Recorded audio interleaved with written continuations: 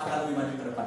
Itu aja mungkin pengantarnya. Terima kasih banyak teman-teman, nikmati diskusinya, jadikan ini keren banget. Terima kasih Mas Rizal Ilham. Thank you Mas. Thank you. Tepuk tangannya teman-teman. Kita lanjut ya Mas Abdul ya, dari tadi sudah dijelaskan nih dari Mas Rizal Ilham ya.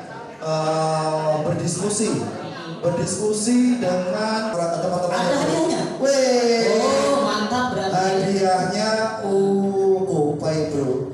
Kita tidak pakai baju OVO, kita tidak disponsori, no sponsor, tapi langsung dari teman-teman. Ngurus NIB dan lain-lain. Belum ya kan? Fungsinya apa? Kalau pemerintah memberikan bantuan program luar biasa, pendekar tapi itu upaya saya sebagai bacalak karena saya belum jadi dewan. Jadi saya sebagai kader Nasdem, Mas.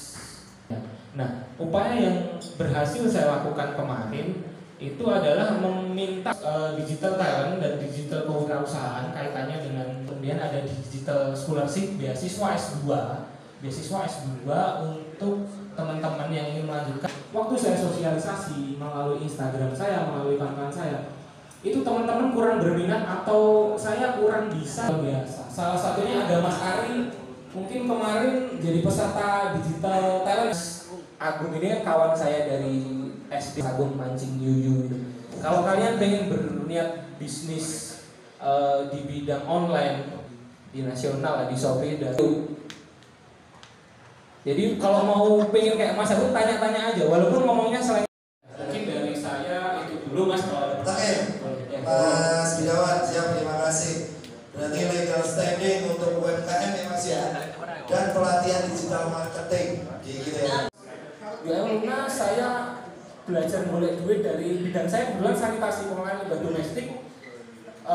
Selama ini IPAL ini sebenarnya almarhum bapak saya dulu iseng-iseng nyiptakan olah limbah itu. Makanya saya selalu mengagumi barokah almarhum Gus Dur. Nah, setelah itu selama ini bapak saya mengajarkan kalau orang pinter itu dicari, itu tata kota bukan teknik lingkungan ya, yang kayak bapak saya di ITB kayak di Wana Negara. Akhirnya saya kenal DPR RI dari banyak partai, PKB, PDI dan lain-lain.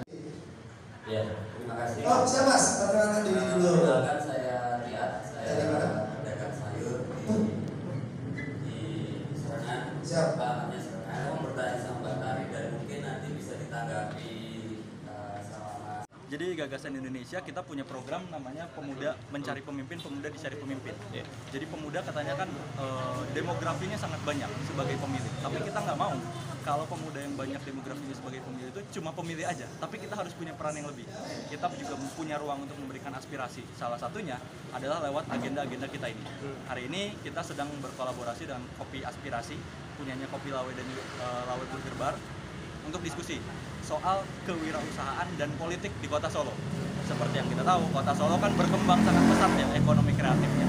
Nah, kita pengen berdiskusi kira-kira pengaruh politiknya itu seperti apa sih agar wirausaha dari pemuda ini lebih banyak. Dan yang kedua adalah apa sih sebetulnya yang diinginkan oleh pemuda kepada anak-anak muda, orang-orang muda yang mungkin akan menjadi perwakilannya di masa depan. Dan Gagasan Indonesia itu apa nih hal untuk mengkaitkan politik dengan kemajuan ekonomi pemuda ini seperti apa Mas?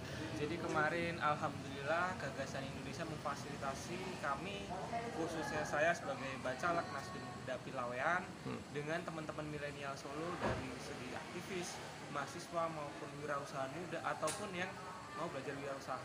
Kita mencoba mengkaitkan dari data RPJMD Kota Surakarta di mana angka pengangguran atau tingkat jiwa kewirausahaan itu kurang dari target, yang mana di target itu 11, sekian persen itu hanya memenuhi sebesar 4,60%.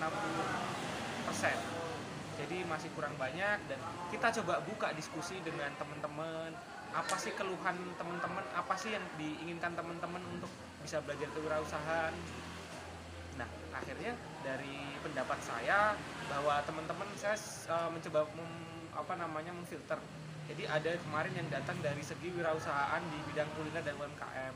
Saya jelaskan bahwa peran politik, peran legislatif maupun pemerintahan bisa membantu menguruskan NIB dan mensosialisasikan apakah pentingnya NIB itu bagi pengusaha UMKM.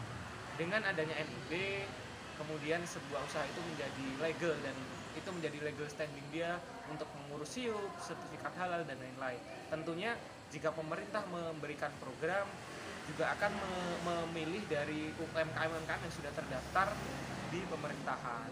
Itu salah satu contoh. Mungkin untuk contoh yang lain, ada juga kemarin tamu dari anak SMA, dia menginginkan adanya perda di Kota Surakarta yang berpihak kepada pemuda, perda tentang kepemudaan dan kewirausahaan. Nah, karena yang bisa berperan untuk membuat perda itu sebenarnya memang ada di legislatif. Mungkin seperti itu, Mas, kurang lebihnya. Yang hadir siapa aja, Mas?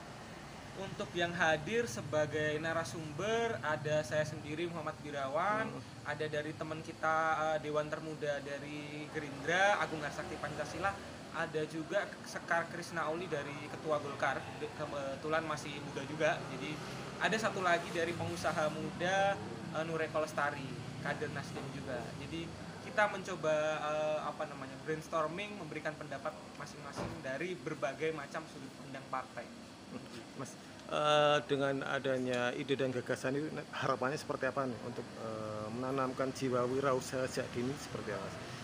Yang pertama itu hasil dari kemarin itu ternyata memantik api semangat dari para pemuda untuk melek dan paham bahwa politik bisa memiliki korelasi dengan teman-teman yang mau berwirausaha. Jadi yang pertama jadi milenial itu nggak apatis tentang politik. Yang kedua mereka juga bisa istilahnya memberikan kritik dan saran kepada legislatif bahwasanya mereka ini punya aspirasi yang harus dibawa ke pemerintahan seperti itu. Yeah. Kayak kepanjangan ya ngomong kok ya.